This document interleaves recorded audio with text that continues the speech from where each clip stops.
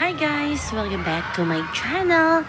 So ito na nga, malaya nang naiparamdam ni Bianca ang kanyang pagmamahal kay Dustin sa harap ng maraming tao kasi nga tapos na ang promo period ng Love You So Bad.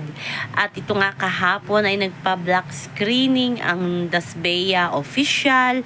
Parang 19 black screening yan. Worldwide, all over the Philippines yan guys.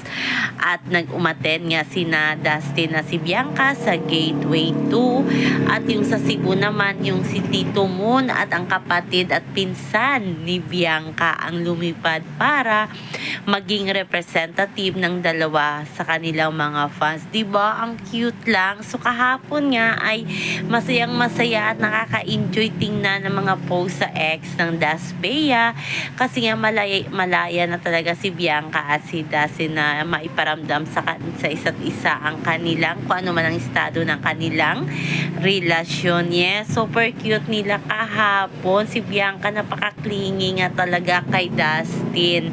Lagi nakahawak sa kamay ni Dustin, nakaakap, ganon din si Dustin. Pero binigyan na naman yan ng ibang meaning ng mga Wilka.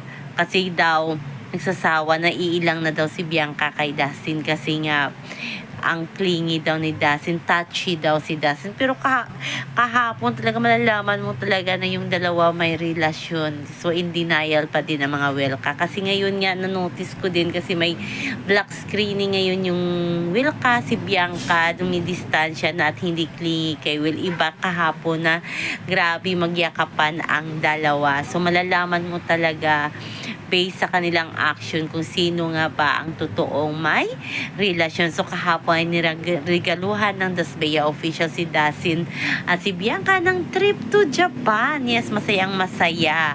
At confirm nga na Tiffany ring ang binigay ni Dustin kay Bianca.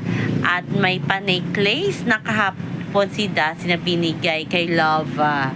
Kasi nga nawala daw ng stylist ni Bianca yung necklace na lagi niyang sinusuot sa shooting ng Love You So Bad. At iyon na nga pinalitan ni Dustin at masayang masaya naman si Bianca. At ayan naman ang mga Wilka nag-react naman na gaya-gaya daw talaga si Dustin kay Will Ashley na binigyan si Bianca ng necklace. Yung necklace na binigay ni Will Ashley is fans yun yung umutos kay Will na ibigay kay Bianca habang nagpo-promo sila, diba? Pero itong necklace na binigay